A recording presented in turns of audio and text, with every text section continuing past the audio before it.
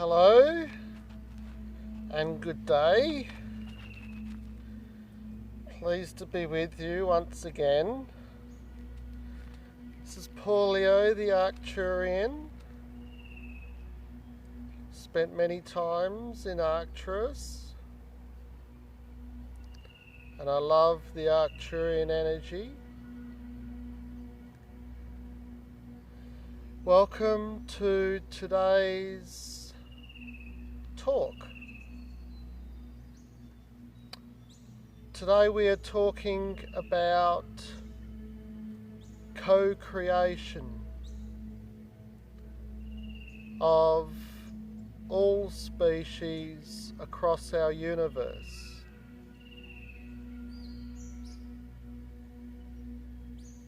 Now, this is a concept that I understand is beyond any other than you may have heard in the past.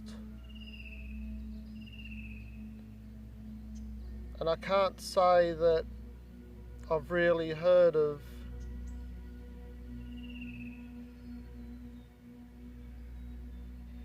many others, if any, speak of these things. But I'm going to inform you of my knowledge of the co-creation of all species across our universe.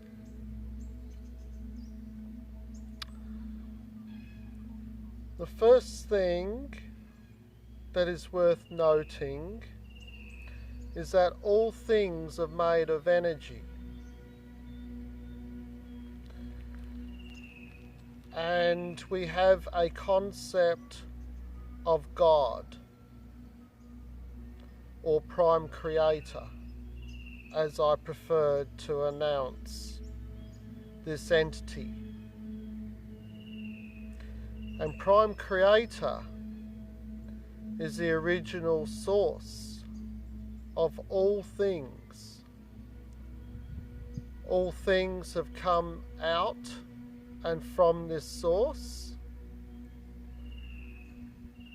and all things were assigned with going out,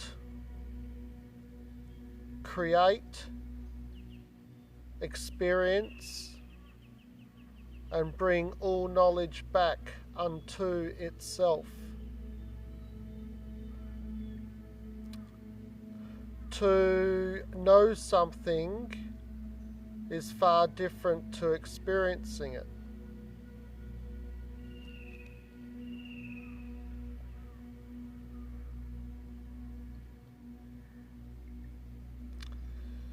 A person in school or university can attest to this. Learning something on paper is one thing. However, experiencing it in the real physical world is another.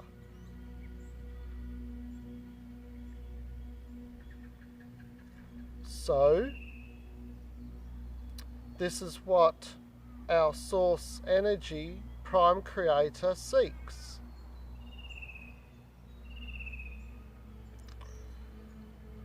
And it all starts with what we may choose to call overlords, the original beings that were manifested directly from source energy,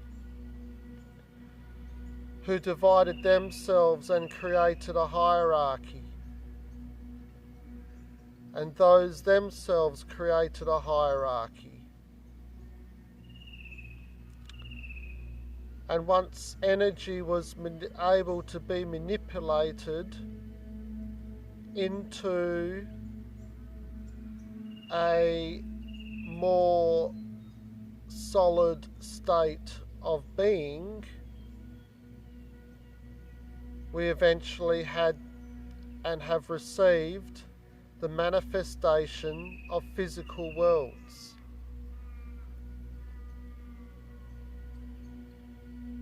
What an amazing concept.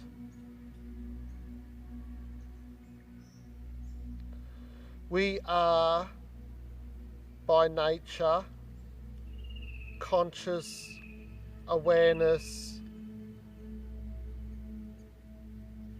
non-physical beings living inside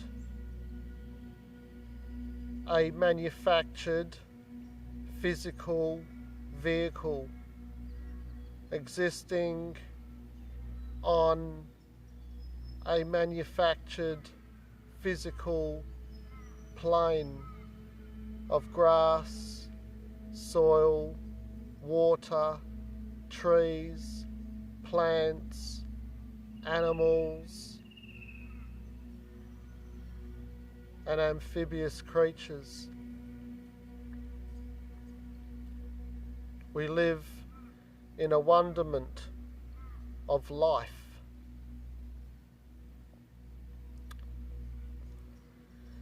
It is easy to believe that we are separate from our extraterrestrial families. Most human beings perceive themselves as being separate, even to their own perceived God, and to another country or race of humans. So it makes sense that when you're talking about an entity or an extraterrestrial that's coming from out of the sky, well, they most certainly must be separate. But where were they made from? Where did they come from?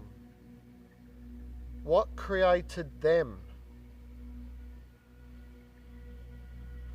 Well, let me say to you,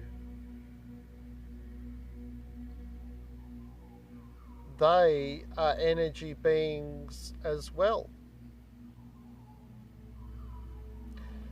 And would it not make sense that they themselves would create their own realities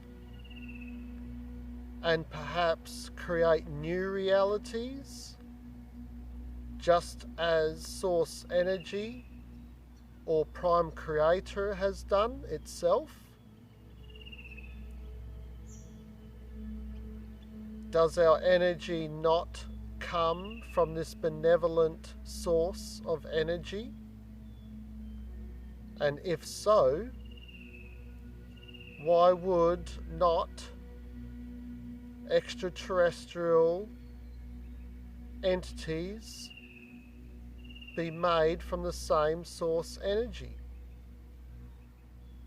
And then, why not would they not create new species, new planets, new moons, new suns, all living energetic realities?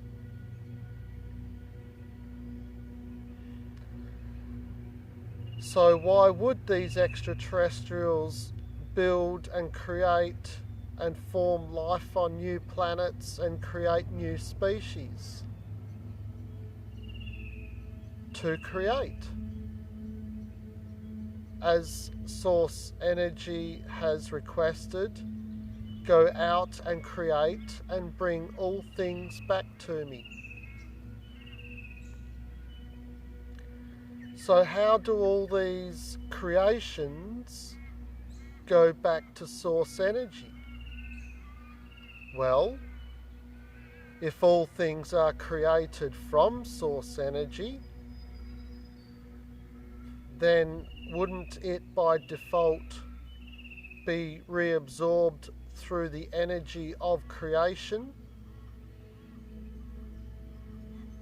That source energy assimilates and experiences itself.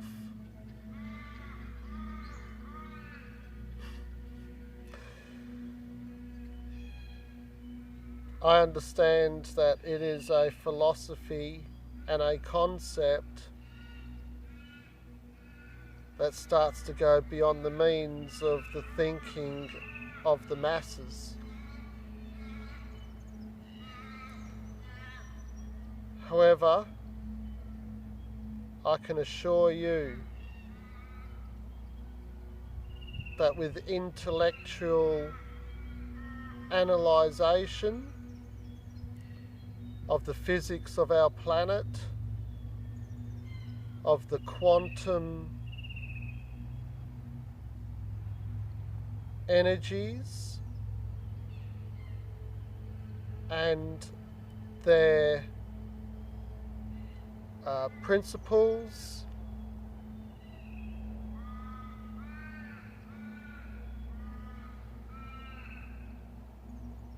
spiritualism, and the workings of life. When you bring these things all together, it starts to make sense.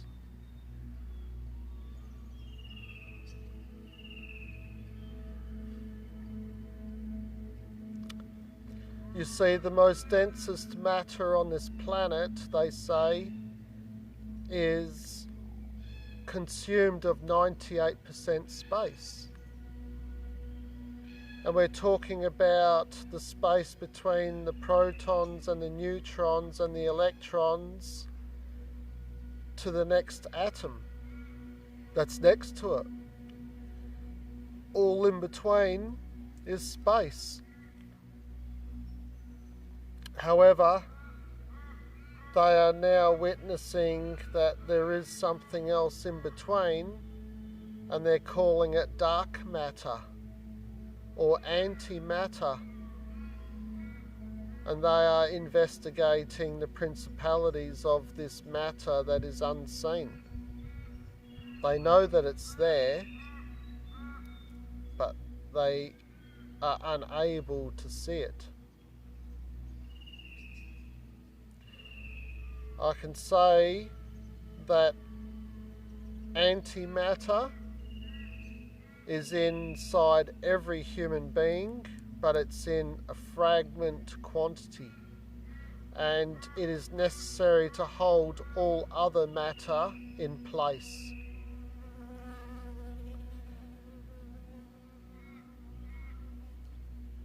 It is out of this antimatter or dark matter that the dark energies and forces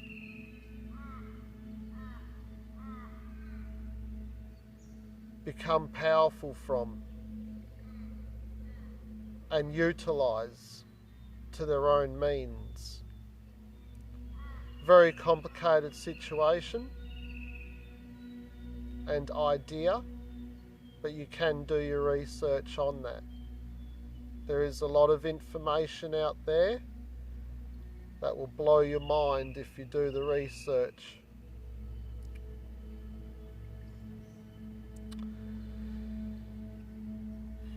So, why do ETs create new life forms and new species? Because there's nothing else to do, and it empowers them, and it is a means of expansion of our minds, of their worlds, and of our universe. Some call it the breath of God. Expanding to the far reaches of our universes, of all universes. There is not just one universe, dear ones. It is infinite. As with our own Creator, it has its own Creator. It is infinite beyond human intellect and comprehension. And it's not something that we need to understand. There is much here to understand, to get our heads around.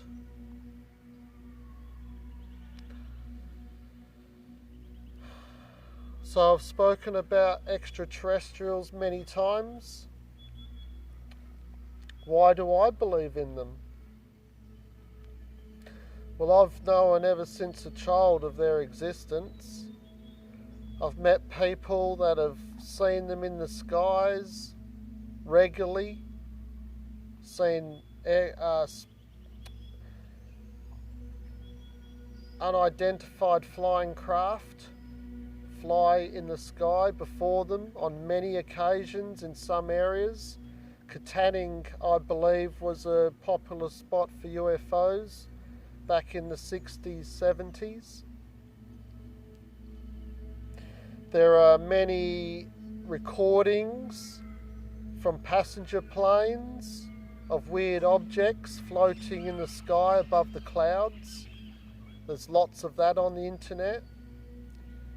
I have personally met a lady who was abducted by extraterrestrials. I have been contacted by people that have been abducted by extraterrestrials. I have listened to a man who I believe was ex-CIA and an ex-minister of Canada, two separate people that explain their knowing of the existence of extraterrestrials. I listened to a video of another man who worked indirectly for the military in America, in Nevada, and he was in charge of a weather station, and he regularly was in contact with the tall whites, which is an extraterrestrial race. I personally have come in contact with the Pleiadians, with two Pleiadians that I know of last year, and they are extraterrestrials. And incidentally, the Pleiadians look exactly like us because they are the ones that seeded our DNA on this planet, dear ones. We did not evolve from apes and gorillas. If we did that, why haven't the rest of the apes and gorillas evolved into humans? Was there a flaw or something? Or have you just been lied to and cheated and tricked? Did some gorillas, apes and chimpanzees evolved and for some reason the other ones didn't, and they're still swinging off of trees with hair all over their bodies and got limited intellectual capacity still? And if viruses and disease can evolve so fast and quickly to the point that our antibiotics are no longer of any use to us so quickly within the matter of a decade, why haven't these apes and chimpanzees evolved since we've known in the last couple of thousand years? Have you ever heard of a ape or chimpanzee race in the last couple of thousand years since the times of Christ that they evolved into a human species? We were planted here 300,000 years ago as a new species of this galaxy to evolve. And we as human beings have evolved to this point of today's age, of this point of the here and now. Thank you to our ancestors, the Pleiadians who seeded us here. And they themselves were created by other species who were created by other species. And this is why there is hundreds of extraterrestrial species in our universe. It brings great joy to these benevolent species to create and build anew. And then of course you have the hostile species, the Anunnaki, whom are mostly hostile. There are good Anunnaki within their empire.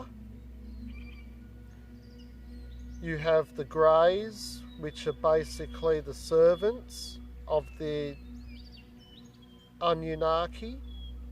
They're the Zeta Reticulars, the Greys.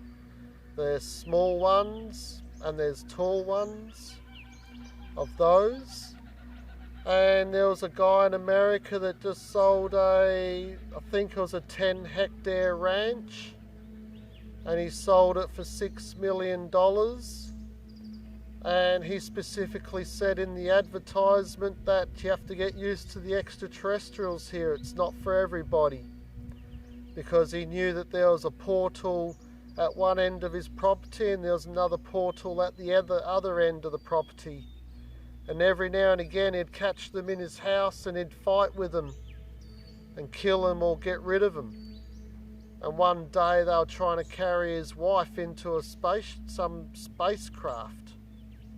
That's on the internet. Do your research. His explanation appears fitting. And I believe he's not far from Nevada. I see moving stars in the sky every night. I go out and have a look. No sound.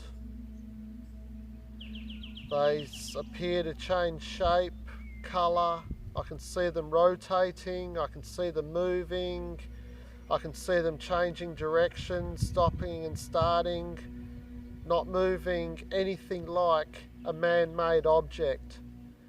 And then you have American ex-US Air Force pilots that are now speaking about their interactions with craft in the sky that move like nothing that they have seen man make, then alone shoot off at speeds that not only would any man-made object destroy itself at, but humans just cannot tolerate those types of G-forces. There's many interesting captures, video footage of craft in the sky that are most certainly eye-opening. You only have to start looking. So with all of these aspects, I certainly do not have any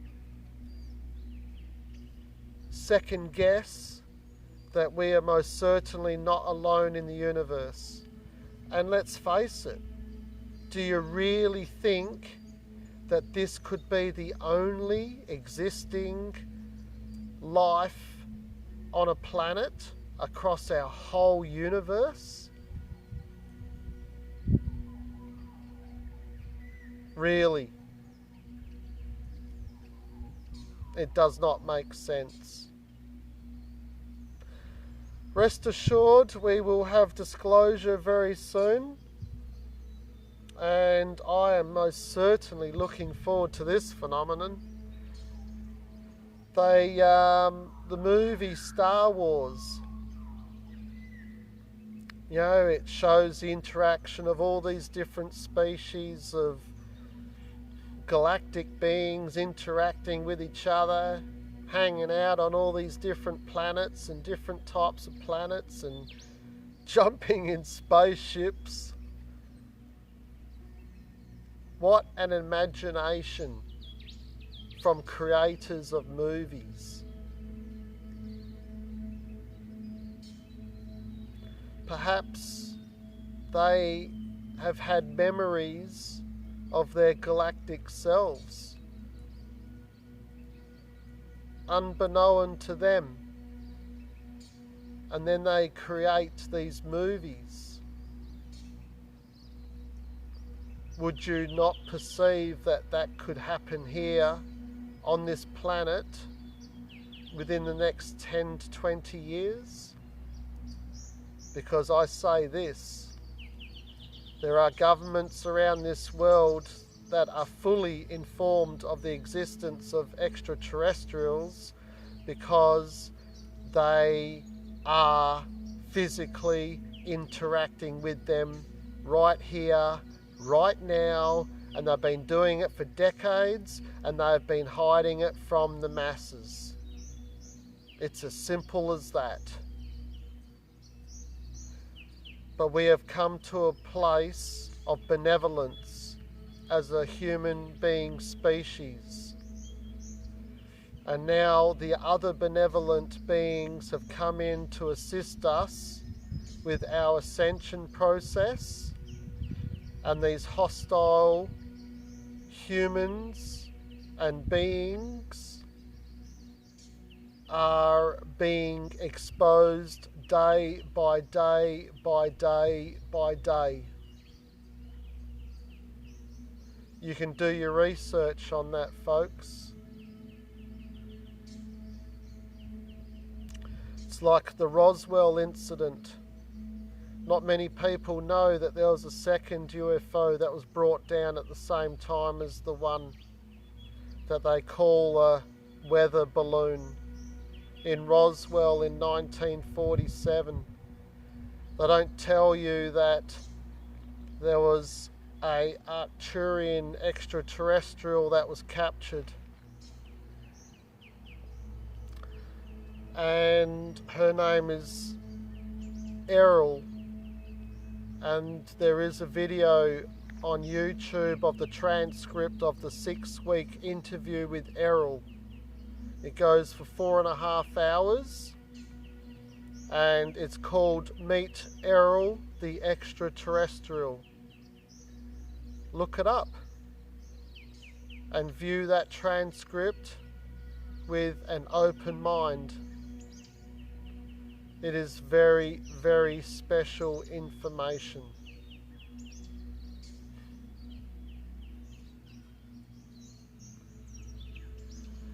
Well, thank you for joining me today. Don't forget to subscribe, like, and share this video, Paulio the Arcturian, and click the bell so that you can receive all of my videos as they pop onto the internet. It's been a pleasure speaking and entertaining you guys with my ideas and gifts. Bless you, have a beautiful day, and namaste.